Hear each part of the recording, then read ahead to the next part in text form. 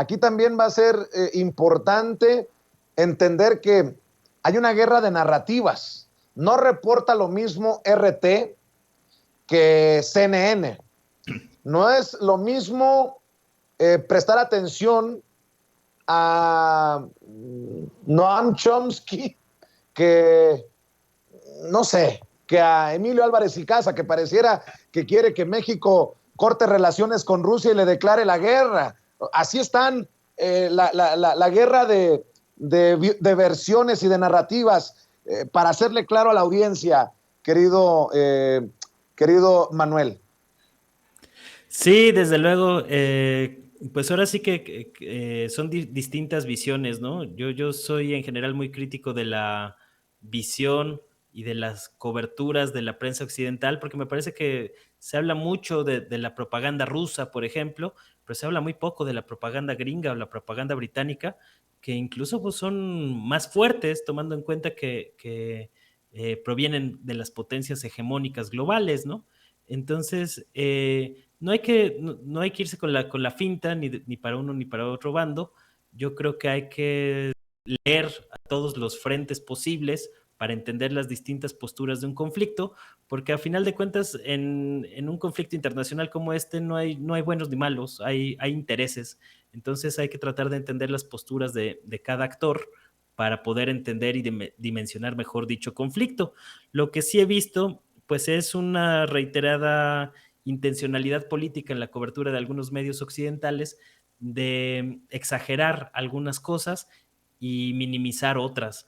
Yo creo que entre las cosas que se han minimizado en todo este conflicto entre Rusia y Ucrania, pues ha sido las implicaciones del golpe de Estado de 2014, del Euromaidán, que los medios occidentales te lo venden como una gran revolución contra un tirano, cuando pues hubo involucrados grupos paramilitares de derecha. Incluso hay testimonios e indicios muy fuertes de que algunos francotiradores involucrados en la matanza del Maidán durante este conflicto del el golpe de Estado,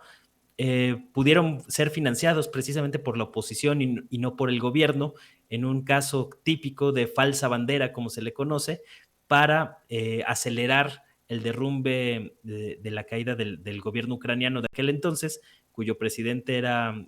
hasta cierto punto afín a los intereses de Rusia. Y pues este tipo de cosas no se mencionan mucho, tampoco se menciona mucho sobre la masacre de Odessa a manos precisamente de estos grupos nazis paramilitares.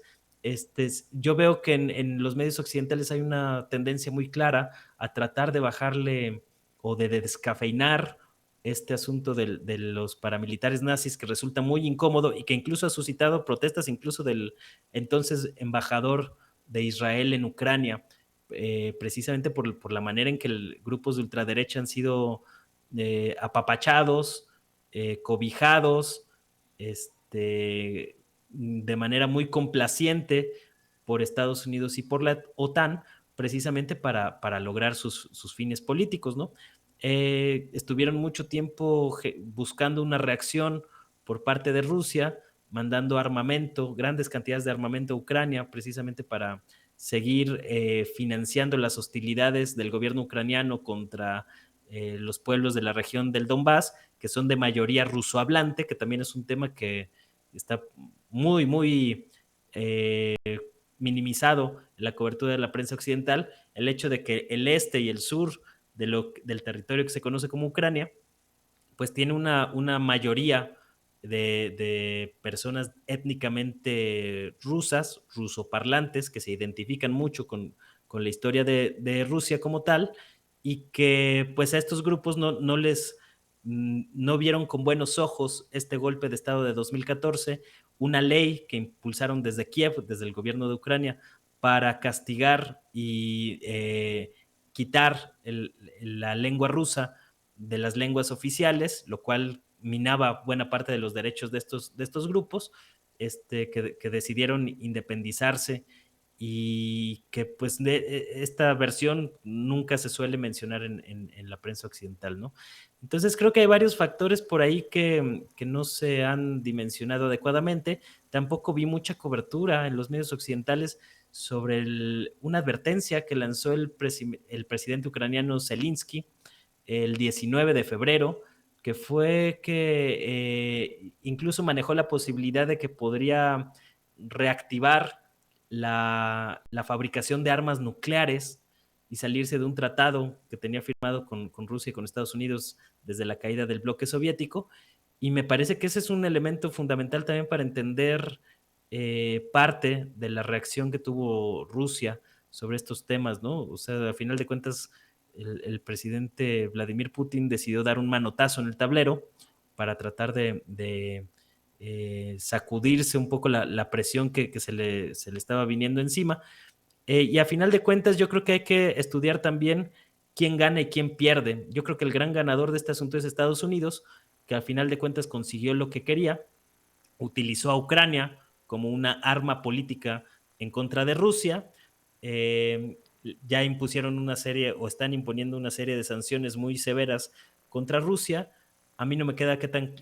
tan claro o qué es lo que obtiene Rusia de todo esto. Yo creo que, pues si bien logra